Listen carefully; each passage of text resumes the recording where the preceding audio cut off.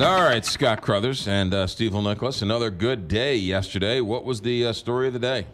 You bet. We had a great day yesterday.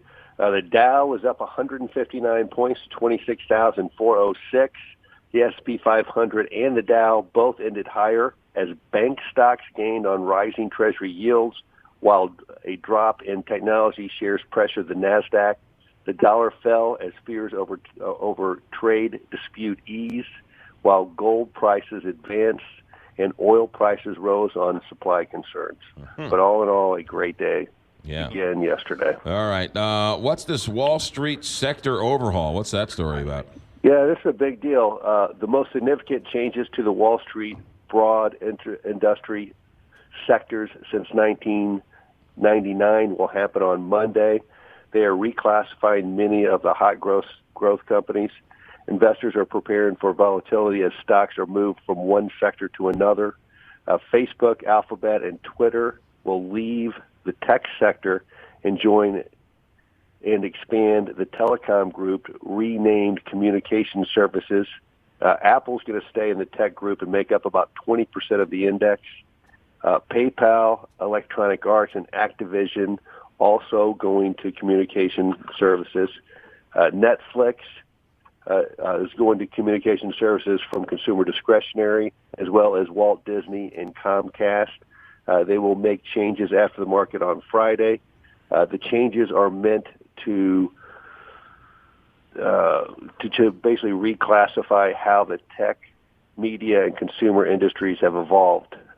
This is about 8% of the S&P 500 they'll be adjusting. Well, it sounds to me like you can't win for losing no matter what you call Apple. It's still, 6 different companies. Oh, yeah. No, Apple stayed in the tech sector, but everything else is moving to different sectors. Right. And what that's going to end up doing is all those different indexes going to be moving, 8% of all those indexes around. So all those people that are following indexes, it's going to be making some pretty major changes in them. What happens if can't you buy index funds? So what does that do to all those index funds? Doesn't that sort of... Yeah. Oh, yeah, they're going to be adjusting them, especially all the sector funds. All the sector funds are going to get moved around a lot. Right. So. What are those ETFs, too? They're going to be affected, too, I bet, with all this, right? Yep. That's what those a lot of those things are, those ETF, exchange-traded funds, those indexes, you bet. And that's happening Friday into Monday. So Monday morning, it'll be a whole new world? Monday morning, it'll be a whole new world. I'm sure I don't know, I guess they're supposed to do it after the market closes on Friday, so I don't know if all that trading is going to be happening, I guess, on Monday. All the moving those stuff around. So. All right, we'll see what happens with all that. What about Amazon? What are we hearing from them? Well, this is a cool story. I think we might have talked about it a long time ago, but it's coming in the news again. Amazon.com is considering a plan to open as many as 3,000 cashless stores in the next few years called Amazon Go. The company currently has 3 Amazon Go stores in Seattle, but plans to open stores in Chicago, San Francisco, and New York. The stores have no cashiers and allow shoppers to buy things using their smartphones. Customers have to scan a smartphone app to enter the store. Once inside, cameras and sensors track what they pick up and what they put back and bill their credit card once they leave the store. How about that for tech? Now, That's if they can cool figure out how to do that in the airport for security, now we're talking. Yes. That's a pretty cool deal. By the way, privacy in 2018 is a myth. If they can do that, privacy is a myth. Exactly, because they'll know who you are. They'll know. Right. I guess they can, because of that app. I guess they have to figure out a way to recognize. I don't know if they recognize the phone in your pocket or how they're. I don't know exactly how. Well, not only that, they'll know everything you buy and what you don't buy and what you pick up and put back, and they'll know everything about you. Well, and they're all going to track all that stuff. Yeah. How you walk into the store, how you walk out of the store.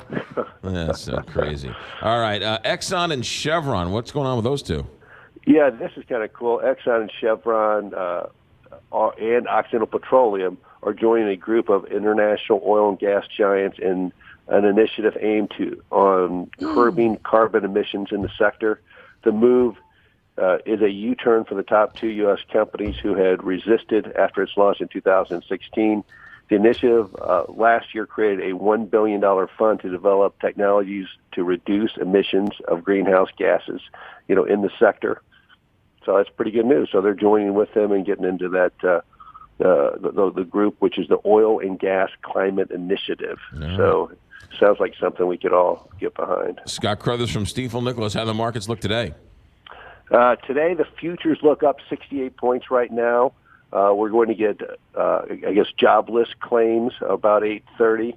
We're also going to get existing home sales for August. Also, Micron Technologies is expected to post a rise in fourth quarter profit this morning as the company benefited from strong demand for its memory chips. So we'll see how those numbers come out and how it affects the market. Yeah, well, and then we'll talk about it all day tomorrow. Thank you, Scott Crothers. Have yourself a good day. Hey, sounds